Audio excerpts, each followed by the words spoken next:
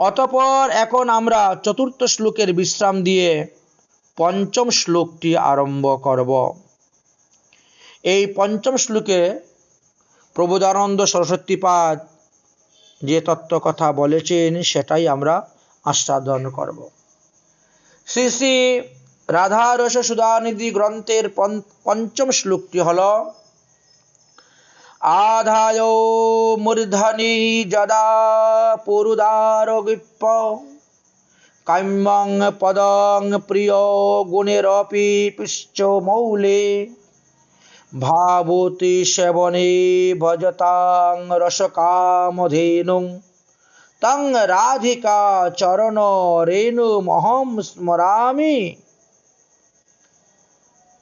উদার সভা ব্রজ গোপীগণ, যে শ্রী রাধারানীর চরণ রেণু মস্তকে ধারণ করত শ্রীকৃষ্ণের প্রিয় গুণসমূহের সহিত শ্রীহ অবিলাসিত বস্তু শ্রীকৃষ্ণের দাস্য প্রাপ্ত হইয়া থাকেন, ভাবত উৎসবে ভজনকারীগণ রসসিদ্ধান্ত রসসিদ্ধির কামধেনু স্বরূপা শ্রী রাধার সেই চরণ রেণুকে আমি বারংবার স্মরণ করি।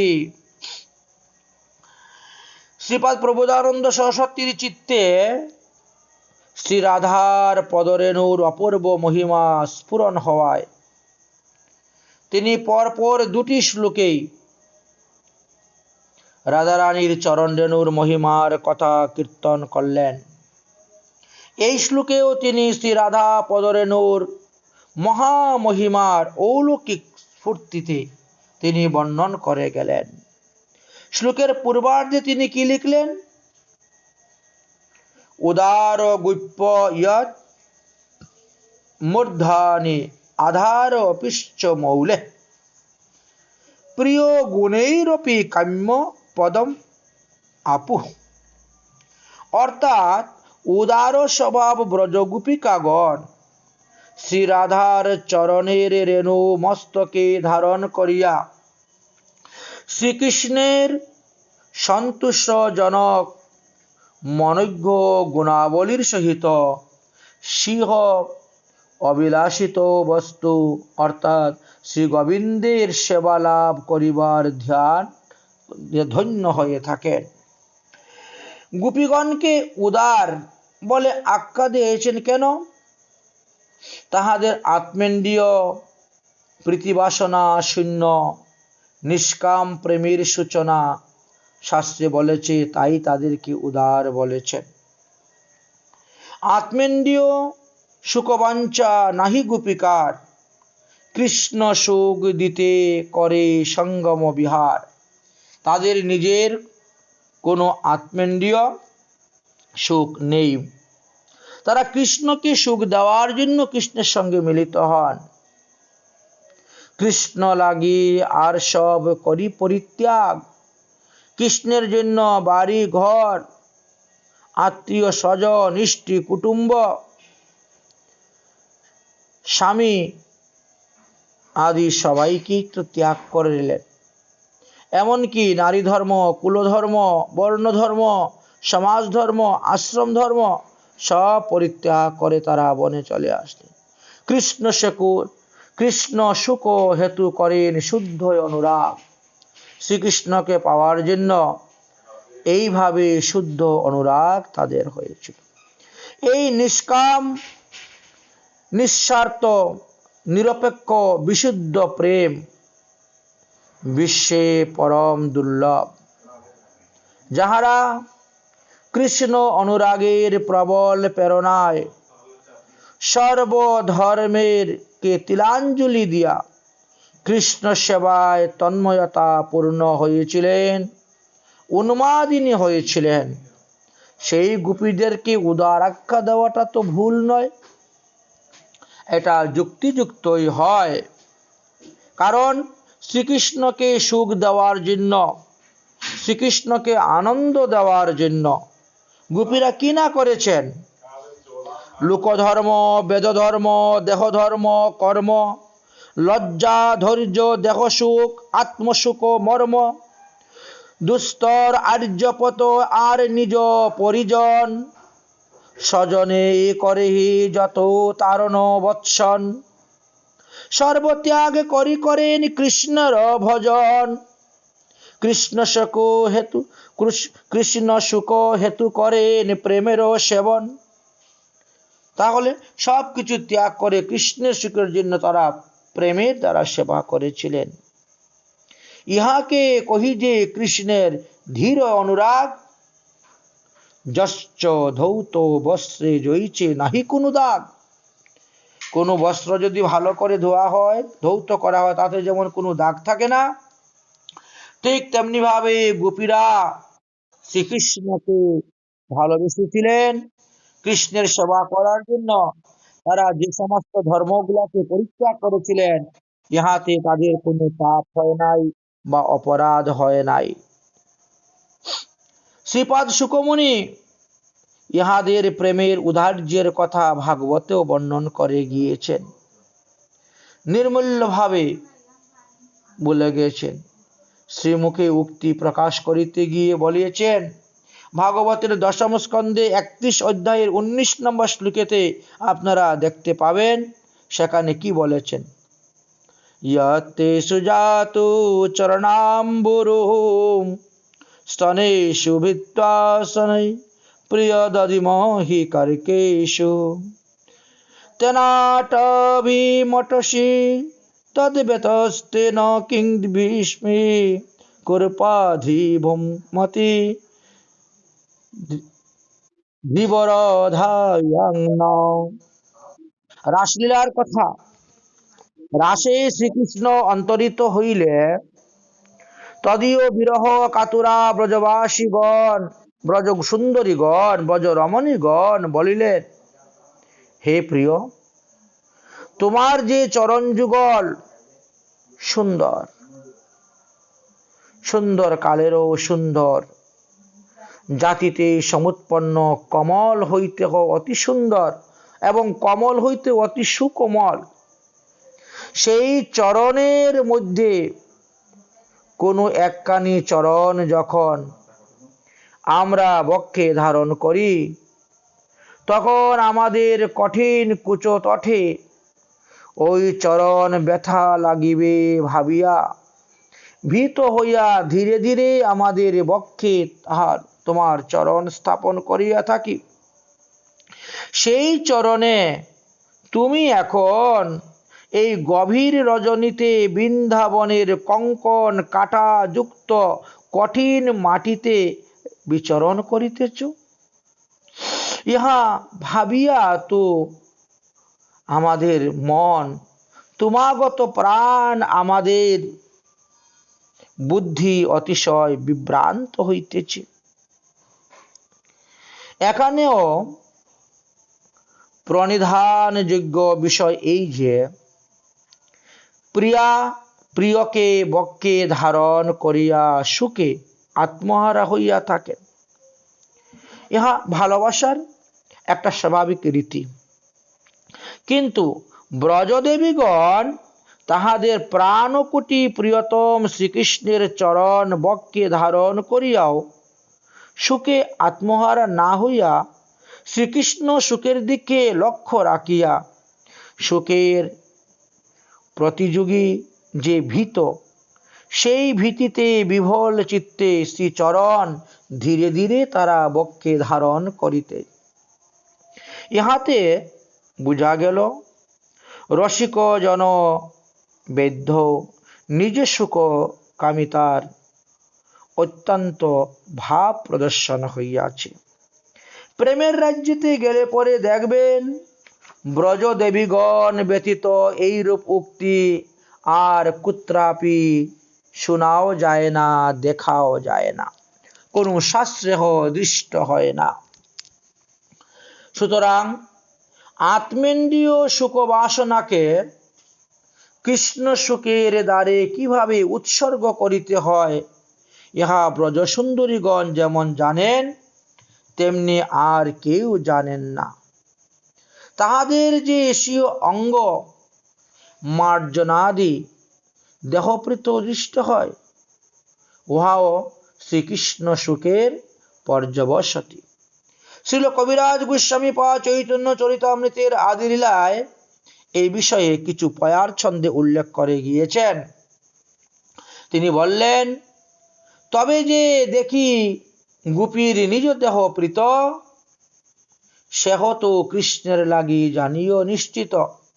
গোপীরা এত ভালো করে সেজে গুজে যেতেন কেন? বলে কৃষ্ণের সুখের জন্য। কৃষ্ণ তাদেরকে দেখলে সুখ পাবেন। তাই এই দেহ কইল আমি কৃষ্ণে সমর্পণ, তার ধন তার এই সম্মুখ সাধন, এই দেহ দর্শন স্পর্শন কৃষ্ণ সম্ভূষণ, এই লাগি করে দেহের মার্জন ভূষণ। যেহেতু এই দেহটা আমি শ্রীকৃষ্ণকে দান করে দিয়েছি, সুতরাং এই দেহটা কৃষ্ণ সম্ভোগ করবেন। অতএব তাকে ধুয়ে মেজে ঘষে পরিষ্কার করে রাখতে হবে, ভালো করে অলঙ্কার আদি পরে ষোলো সিংহারে সুন্দর করে সেজে গুজে তার কাছে যেতে হবে। এই জন্য গোপীদের আত্মন্ডীয় বাঞ্ছা ছিল না, তাদের কৃষ্ণমন্ডীয় সুখ ছিল। এখন এই স্থানে প্রশ্ন হইতে পারে যে গোপীগণের যদি সসুখ বাঞ্ছা নাই বা থাকে, তবে তো তাহাদের সুখ লাভ হবে না, এবং সুখ লাভ যদি না হয় তবে গোপী প্রেমের অপুরুষার্থতা প্রকাশ পায়।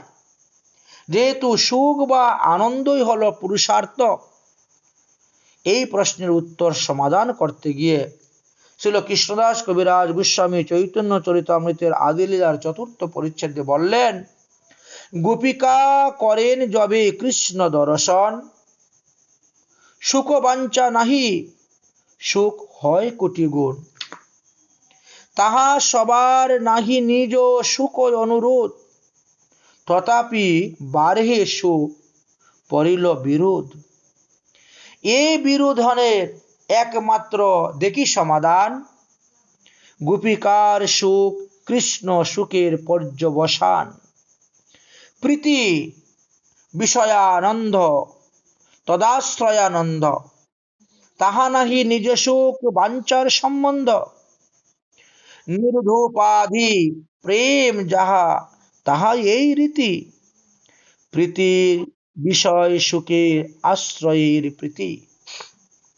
এই সকল তত্ত্ব হইতে আমরা জানতে পারলাম যে আত্মেন্দ্রিয় প্রীতি বাঞ্ছা শূন্য উদার স্বভাবা গোপিকাগণ যাহার চরণ রেণু নিষেবনের দ্বারাই শ্রীকৃষ্ণের প্রিয় গুণাবলীর সহিত স্বীয় অভিষিক্ত কৃষ্ণ সেবা লাভ করিয়া ধন্য হন, ঠিক তেমনি ভাবে শ্রী রাধারানীর চরণ রেণু নিষেবনের উপলক্ষণে তাহার ভাবানুগত্যের সূচনা হইয়াছে।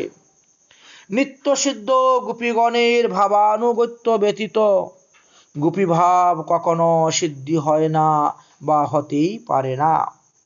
তাই তো চৈতন্য চরিতামৃত গ্রন্থেতে বললেন, গোপীর অনুগতি বিনা ঐশ্বর্য জ্ঞানে, বজিলেহ নাহি পায় ব্রজেন্দ্র নন্দনে। যতক্ষণ পর্যন্ত মঞ্জুরি স্বরূপ আপনি প্রাপ্ত না হবেন, যতক্ষণ পর্যন্ত গোপীর অনুগত স্বীকার না করবেন, ততক্ষণ পর্যন্ত যতই ভজন করেন না কেন ব্রজেন্দ্র নন্দন শ্রীকৃষ্ণকে আপনি লাভ করতে পারবেন না। তার দৃষ্টান্ত দিলেন বৈকুণ্ঠের লক্ষ্মীকে দিয়ে, তাহাতে দৃষ্টান্ত লক্ষ্মী করিল ভজন, তথাপিও নাহি পাইল ব্রজেন্দ্র নন্দন। ব্রজের ব্রজেন্দ্র নন্দনকে লক্ষ্মী দেবী পর্যন্ত পান নাই, কারণ তিনি ঐশ্বর্য জ্ঞানে ভজন করেছিলেন, তিনি গোপীর অনুগত স্বীকার করেন নাই বলে। তাই দেখা গেল এই গোপীগণের মধ্যে শ্রীমতী রাধারানী হলেন সর্বশ্রেষ্ঠা। সুতরাং শ্রী রাধার চরণরজের উপাসনাতে গোপী ভাবের পরাসিদ্ধি হইবে। শ্রী রাধার চরণরজের উপাসনা গোপী প্রেমের সিদ্ধির সঙ্গে সঙ্গে তদনুরূপ গুণাবলীও উপাসকের দেহের মধ্যে বিকাশ প্রাপ্ত হইবে। যদিও শ্রীকৃষ্ণ সেবার জন্য প্রেমেরই অপেক্ষা, গুণের কোনো অপেক্ষা নাই, তথাপিও ভাবানুরূপ সেবাযোগ্য গুণসমূহ ভক্তকে স্বয়ংই আশ্রয় করিয়া থাকে। তাই বললেন, শ্রী ভগবানে যাহার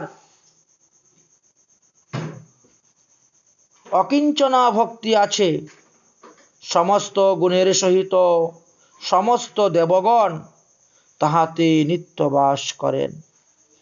আর যে ব্যক্তির দেহে ভক্তি নাই, তাহার মহৎ গুণ কোথায়?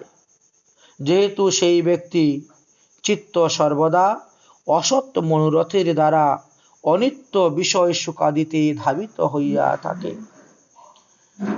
এই অভিপ্রায়েই এই স্থানে প্রিয় গুণের অপি এই শব্দটা যুক্ত করা হয়েছিল। এই শব্দের যথার্থ আস্বাদন আমরা করতে পারি। অথবা অন্য অর্থে ব্যবহার করা যায় উদার স্বভাবা, আত্মেন্দ্রিয় সুখবাসনা অত্যন্ত ভাবযুক্তা। শ্রী রাধার কিঙ্করীগণ তারা যে রাধার চরণরেণু মস্তকে ধারণ করিয়া সেবা উপযোগী গুণাবলীর সহিত শ্রীকৃষ্ণের কাম্য শ্রী রাধার দৈস্য লাভ করিয়া থাকেন। কিঙ্করীগণের প্রাণ ঢালা মনোরম সেবা পরিপাটি দর্শনে রসিক শিরোমণি শ্রীকৃষ্ণের মনেহ এইরূপ সেবার বাসনা জাগরিত হয়। স্বাধীন ভর্তিকা শ্রী রাধা স্বাচ্ছন্দ্যে শ্রীকৃষ্ণকে আদেশ দিচ্ছেন, ওগো আমার বেশভূষা রচনা করিয়া দাও। সখীগণ দেখিলে পরিহাস করিবে, অতএব সখীগণ আসার আগেই তুমি আমার বেশভূষা রচনা করো। শ্রীমতীর আদেশে নাগর কৃষ্ণ শ্রীমতী রাধারানীর বেশভূষণের জন্য খুব উৎকণ্ঠিতা হলেন। মনুর ভাব বুঝিয়া কিঙ্করী বেশ রচনার সামগ্রী আনাইলেন। শ্রীমতী বলিলেন, আমার চরণে আলতা পরাও। নাগর নাগরী মনির শ্রীচরণ যুগল নিজের কুলেতে ধারণ করিয়াছেন, আলতা পরাবেন। কিঙ্করী রং এর বাটি এবং তুলি আনিয়া গোবিন্দের হাতে দিলেন। তুলিকানি শ্যামসুন্দরের হাতে দিয়েছেন। আলতার বাটিটা এখনো কিঙ্করীর হাতের মধ্যে আছে, কিঙ্করী ধরে রেখেছেন। নাগর শ্রীমতী রাধারানীর চরণের সৌন্দর্য দর্শন করে আত্মহারা হয়ে গেছেন। তিনি আলতা পরাবেন কি? কখনো চরণটা বুকে ধারণ করিতেছেন, কখনো বা শ্রীমতী রাধারানীর চরণে চুম্বন করিতেছেন। নয়নে প্রেমাশ্রু সিক্ত ধারা। শ্রীমতী রাধারানী বলছেন, একি একি কি করছো, কি করছো? আরে শীঘ্রই আলতাটা পরাও। সাত্ত্বিকী বিকারে নাগরের হস্ত কম্পিত হইতেছে। সেবা অপারগ। এই অবস্থা দর্শনে স্বামিনী অর্থাৎ শ্রীমতী রাধারানী মৃদু হাস্য সহিত কিঙ্করীকে বলছেন, অগো কিঙ্করী, তোমার নাগর পারবে না, তুমি পরিয়ে দাও। অর্থাৎ শ্রীকৃষ্ণ আমার চরণে আলতা পরাতে পারবেন না, কিঙ্করী তুমি পরিয়ে দাও। কিঙ্করী শ্রীমতীর আদেশ পাইয়া নাগরকে একটু মৃদু ধাক্কা দিয়া বলতেছেন, সরো সরো, তোমার দ্বারা ওসব হবে না। নাগর ভাবিতেছেন, হায় হায়, কিঙ্করীর মতন সেবার সুযোগ আমি কবে পাইব? তদনুরূপ গুণাবলী আমার মধ্যে কি রূপে সঞ্চিত হইবে? অর্থাৎ কিঙ্করীগণের মধ্যে যে গুণ আছে সেই গুণগুলা আমার দেহের মধ্যে কিভাবে সঞ্চিত হইবে? গোবিন্দ সেইভাবে চিন্তা করতেছেন। এই প্রকার একটি মনোরম লীলার স্ফূর্তি প্রাপ্ত হইলেন এই গ্রন্থকার প্রবোধানন্দ সরস্বতীপাদ। তিনি স্বয়ং স্ফূর্তিতে এই লীলা দর্শন করে তিনি বর্ণন করতেছেন। শ্রী রাধার দাসীগণের গুণের সহিত শ্রী রাধার যে সেবা সেটা তো স্বয়ং ভগবান শ্রীকৃষ্ণেরও কাম্য, তিনিও কামনা করেন। তাই উদার স্বভাবা শ্রী যুগলের সেবৈক্য প্রাণা রাধা দাসীগণ শ্রীমতীর চরণের রেণুকে মস্তকে ধারণ করিয়া উহা তারা অনায়াসেই প্রাপ্ত হইয়া থাকেন। আবার ভাবোৎসবেরও ভজনকারী গণের রসসিন্ধুর কামধেনু স্বরূপা শ্রী রাধার চরণ রেণু। ভাব কি তাহা জানিতে হইবে, তবেই তো ভাবোৎসব বুঝিয়া আপনি সেবা করতে পারবেন। অর্থাৎ মনের অবস্থা বিশেষভাবে বুঝতে হবে, এটাকেই ভাব বলা হয়। ইন্দ্রিয়ের সন্নিকর্ষ প্রাপ্ত বিষয়ের সহিত মনের যে তন্ময়তা বৃত্তি, তাহাকেই সাধারণত ভাব বলা হয়ে থাকে। মনটি যতুর মতন কঠিন। যতু মানে কি? গালা, মানে পিচ। ওই যে রাস্তার মধ্যে পিচ দেয়, গালা দেয়, এমনি তো খুব শক্ত, কিন্তু আগুন লাগলে পরে আগুনের তাপে একেবারে গলে যায়।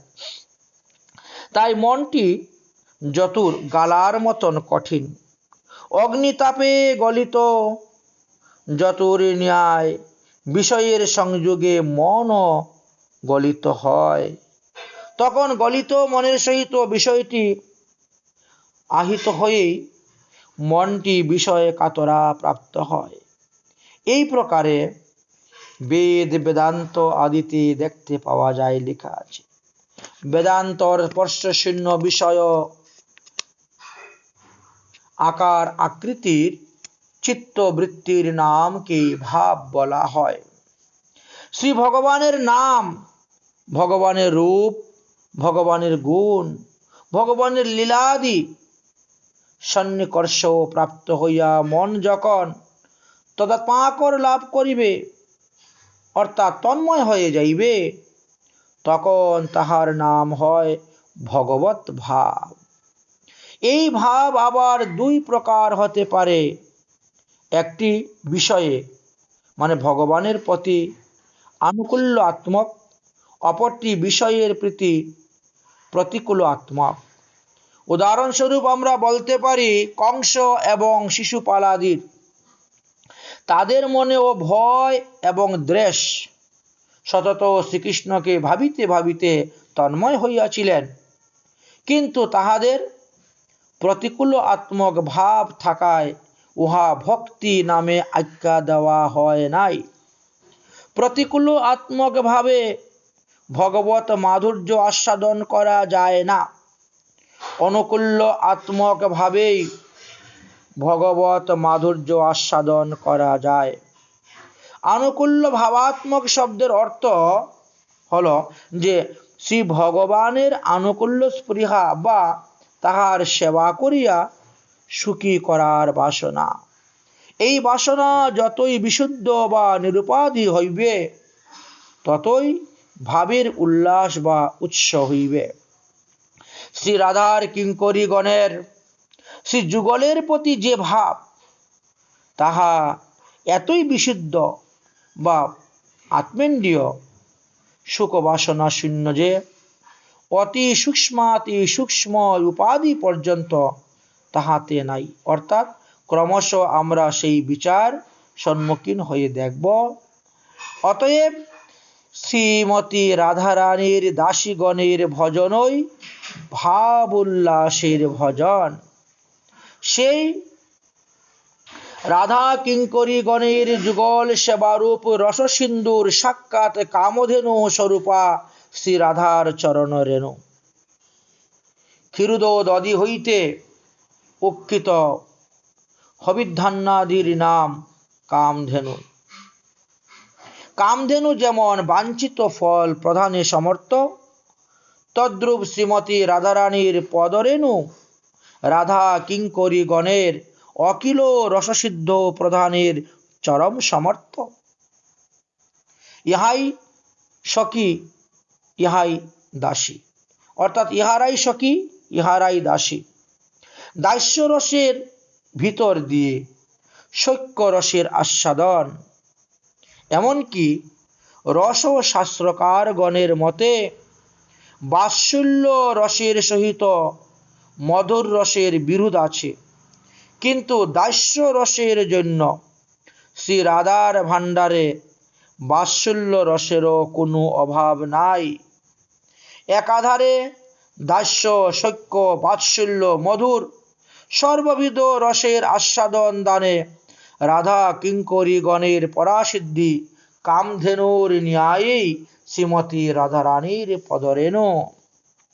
তাই বলছেন, জয় জয় রাধা পদ রেণুকণা যে সম্পদ, মহৎ উজ্জ্বল মহারত্ন খনি, চরণ পরাগ কণা, শিরে ধরি ব্রজাঙ্গনা, মনজ্ঞ গুণেতে হইলা ধনী, রূপে গুণে ডগমগি, প্রেম পুষ্টা যত গোপী, পৌঁছিল মৌলি গোবিন্দ বাঞ্ছিত, রাধিকার চরণ রেণু ভূষণ করিয়া তনু, সেবাসুখ ভুঞ্জে অবিরত, নিবৃত্ত নিকুঞ্জ মাঝে ভাব উৎসব যারা ভজে, যুগলের চরণ কমল, সেই সব সেবা পার্ণা দাসীগণের সর্বোত্তমা, রসকাম ধেনু নিরমল, রাধিকার চরণ রেণু কুটি চিন্তা মণিজনু, মনে মোর স্মরণ বিলাস, শ্রীপাদ প্রবুদানন্দ, নিগর ভজনানন্দ, সসংকল্প করিলা প্রকাশ। তাই এই শ্লোকে গ্রন্থকার প্রবোধানন্দ সরস্বতীপাদ তিনার মনের কথা, তিনার সংকল্পের কথা প্রকাশ করলেন। এইভাবে আমরা পঞ্চম শ্লোক বিশ্রাম দিলাম। আজকের মতন ভাগবতীয় কথা আমাদের এখানেই বিশ্রাম। শ্রীমৎ মহাপ্রভুর কৃপা হলে আগামী কল্য আমরা ষষ্ঠ শ্লোকটি আস্বাদন করব। নিতাই গৌর সীতানাথ প্রমানন্দে হরি হরি বল।